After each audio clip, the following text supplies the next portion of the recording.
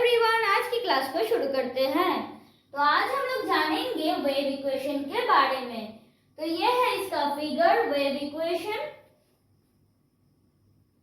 अब हम लोग क्या करेंगे, दो पॉइंट्स को चूज करेंगे, P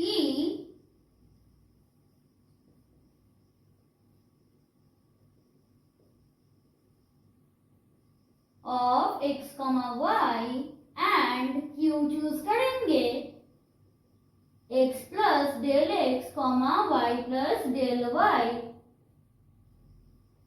where the tangents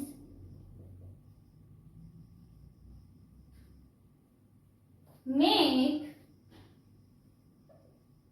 angles psi and psi plus del psi with the x axis। अब देखो, हम लोग क्लियरली देख सकते हैं कि the particle is moving upwards. So clearly the particle is moving upwards, और एलिमेंट भी बोल सकते हो, विथ एक्सीलरेशन क्या हो जाएगा, d2y dt2। अब हम लोग क्या करेंगे, यूनिट लेंथ की मास को चूज करेंगे। So let small m be the mass of unit length of the string।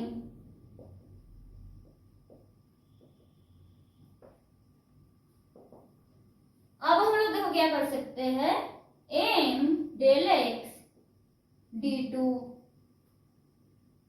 y dt2 equal to क्या हो जाएगा, t of sine psi plus del psi minus sine Sai.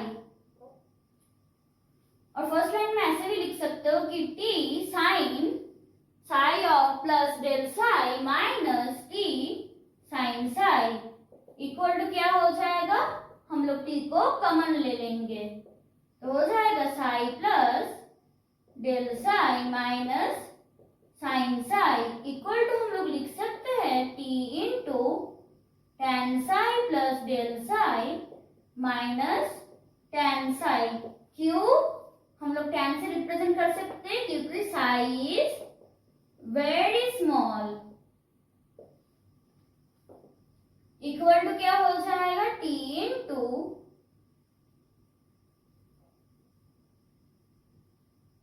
Del y del x at the point psi plus del psi minus del y del x psi। अब d2y dt2 equal to क्या हो जाएगा, देखो t by m बाहर रह जाएगा, अंदर होगा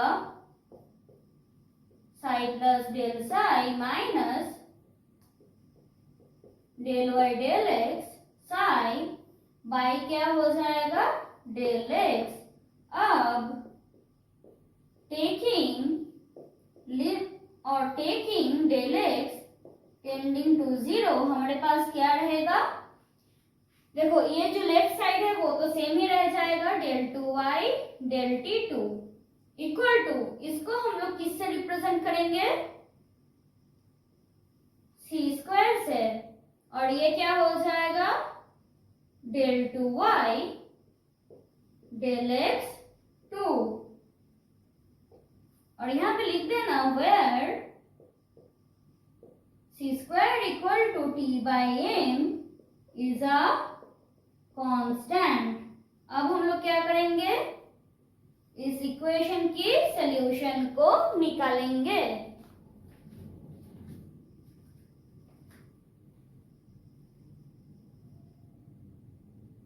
हमने ऑलरेडी वेव इक्वेशन को डिराइव कर ली है। अब हम लोग उसकी सोल्यूशन को निकालेंगे। तो वेव इक्वेशन क्या है, del 2y del t2 equal to c square del 2y del x2। तो इसको सॉल्व करने के लिए हमें एज्यूम करना पड़ेगा u of x comma t equal to x of small x t of small t, where capital X is a क्या होगा, yes, function of small x only and capital Y क्या हो जाएगा, करेक्ट।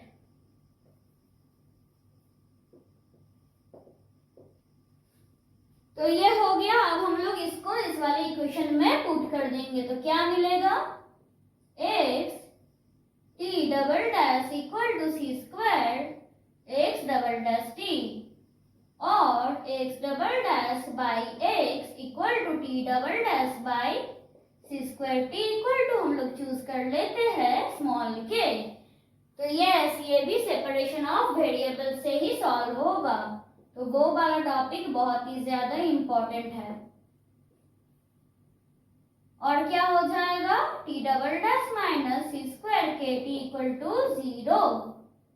तो अब हम लोग 3 केसेस में इसको सॉल्व करेंगे। पहला वाला केस जहां पे हम लोग चूज करेंगे के को पॉजिटिव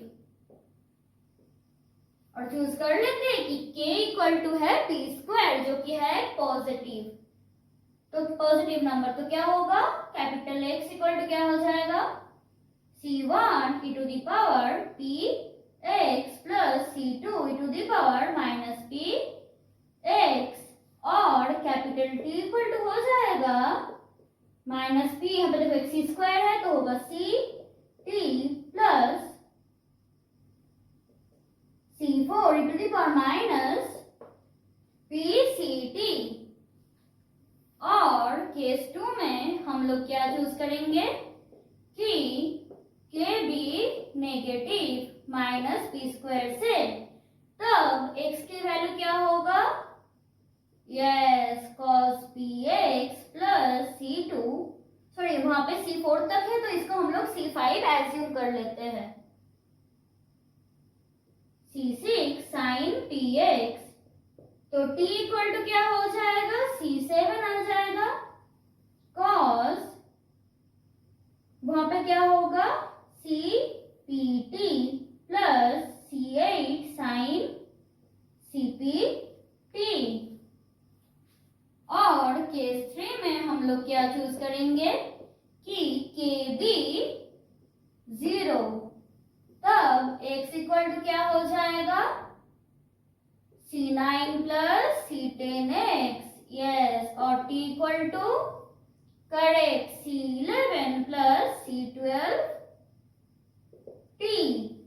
अब देखो इस वाले इक्वेशन में हम लोग कौन सी सोल्यूशन को ज्यादा प्रेफरेबल मान के चलेंगे, इसको, ये हो जाएगा ज्यादा सुइटेबल, क्योंकि ये क्या है, वेव इक्वेशन जो कि है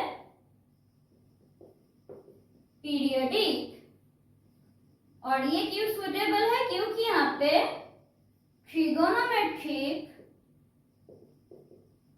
टर्म्स आर इन्वॉल्व, तो सॉल्यूशन अच्छा देता है।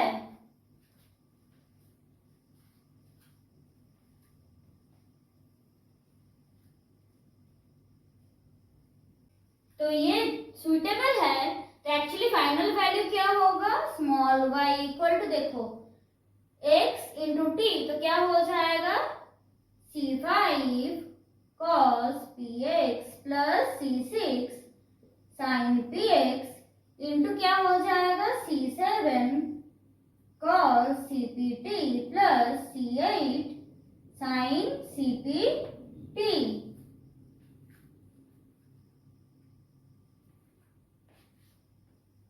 तो आज के लिए बस इतना ही, मिलते हैं नेक्स्ट क्लास में, तब तक के लिए बाय।